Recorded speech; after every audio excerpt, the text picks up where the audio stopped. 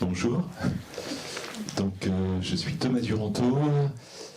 J'ai plusieurs casquettes aussi. On a parlé de casquettes avec Philippe juste avant. Je suis auteur, illustrateur, et puis j'ai une formation d'historien. J'ai été professeur d'histoire pendant une dizaine d'années en collège et lycée, avant de me consacrer uniquement à mon travail d'auteur-illustrateur. Donc, alors il y a des travaux qui vont dans des directions assez différentes et assez variées, mais ce croisement en fait entre les approches, c'est ce qui m'intéresse. Et donc voilà, c'était important de le souligner par rapport au travail que je vais vous présenter.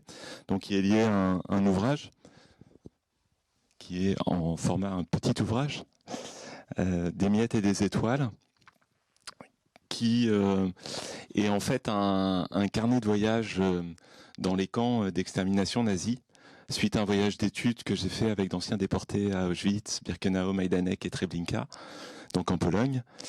Et donc avec dans les accompagnateurs Raphaël Esraïl, entre autres, qui est le président de l'Union des déportés d'Auschwitz, et qui a publié il y a, enfin après cet ouvrage, quelques années après, son propre témoignage. Et donc en fait, à partir de cet ouvrage, il y avait toute une matière et il m'a semblé vraiment intéressant d'avoir à le présenter sous forme d'exposition. Et donc c'est cette exposition-là que je vous propose de vous présenter au-delà de l'ouvrage pour pouvoir saisir ce qui est possible de faire, puisque c'est une exposition mais qui permet aussi d'autres types d'interventions. Donc je vous ai mis juste quelques extraits pour avoir un peu l'esprit de ce carnet qui effectivement, quand on parle de carnet de voyage, voilà, on ne pense pas en priorité à des lieux de mémoire ou à ou à ces lieux. Ici, il y a une approche qui est particulière. Bien sûr, c'est un rapport au voyage qui est très particulier. Et quand j'ai réalisé ce carnet, il n'y avait pas la volonté au départ que ça devienne ni un livre ni une exposition. C'était uniquement pour moi une manière d'avoir à gérer l'émotion sur place, à me dire je vais dans un lieu, alors j'ai aucun lien familial ou autre avec la Shoah, mais c'était de se dire on va pas dans un lieu comme ça qui est un des plus grands cimetières européens sans être touché. Et donc passer par l'écriture, passer par le dessin, c'était une manière de pouvoir traverser ces lieux et essayer aussi d'avoir une démarche qui soit personnelle.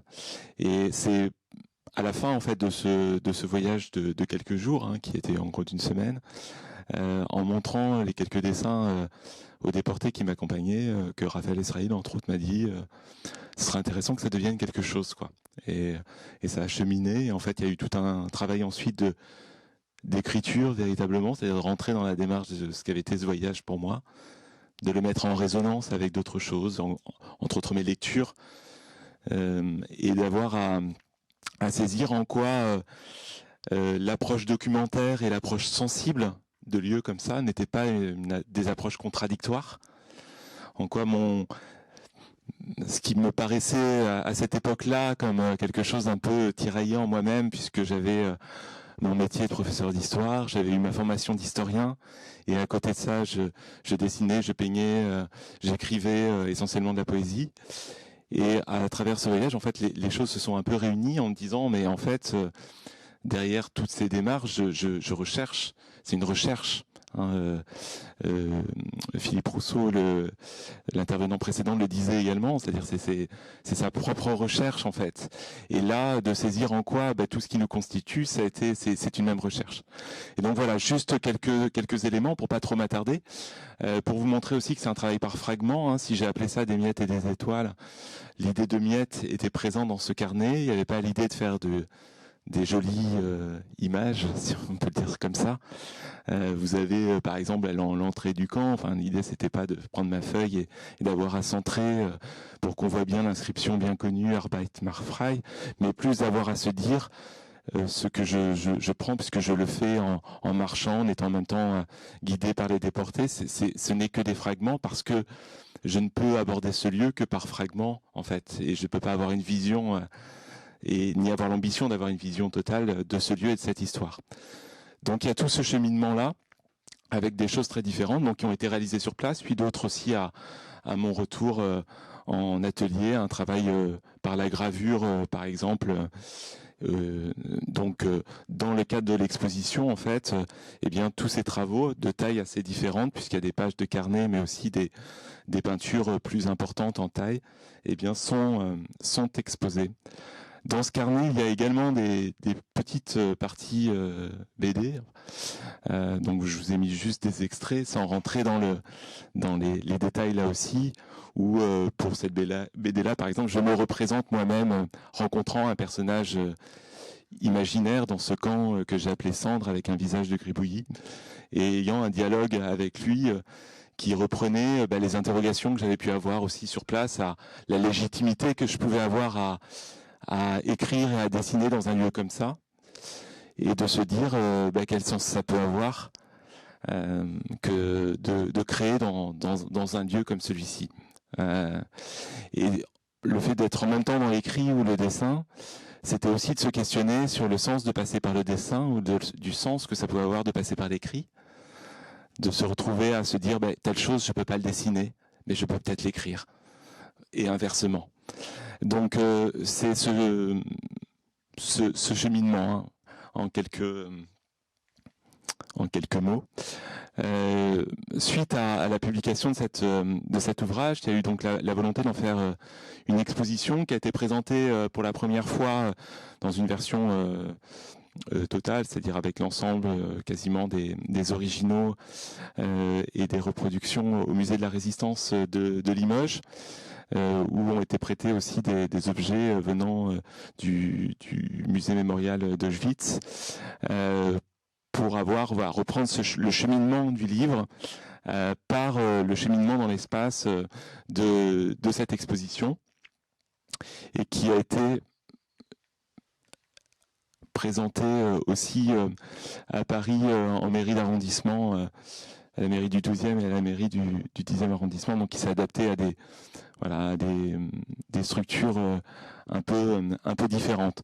Donc là, c'est une exposition qui est ambitieuse, grande, avec beaucoup d'éléments, mais l'idée, ça a été d'avoir à en faire aussi une exposition qui soit plus légère, et d'avoir à reprendre un certain nombre d'éléments des cheminements qui avaient pu avoir lieu dans l'exposition, entre autres au musée de la Résistance de Limoges, où on m'avait demandé de faire un audio guide, donc d'avoir à essayer d'expliquer un peu ma démarche sur un certain nombre de dessins. J'ai voulu reprendre ces textes qui n'étaient pas possibles ou pas faciles d'adapter à n'importe quel lieu d'exposition, dans un fonctionnement par bâche, par grande bâche, qui reprenait un certain nombre de dessins, la démarche que j'avais pu avoir dans cet ouvrage, et puis des textes, des citations aussi d'anciens déportés, et de mettre ça en relation avec mes propres ressentis et mon évolution à travers ces différents camps. Donc là, c'est une expo qui peut être présentée uniquement par ces 16 bâches qu'il est possible d'emprunter. Et puis, il peut y avoir après des choses mixtes, c'est-à-dire qu'il y ait et des bâches et des originaux, en fonction de l'espace qui est disponible. Et des possibilités, bien sûr, d'exposition, donc avec, et c'est modulable vraiment de façon vraiment en fonction des lieux.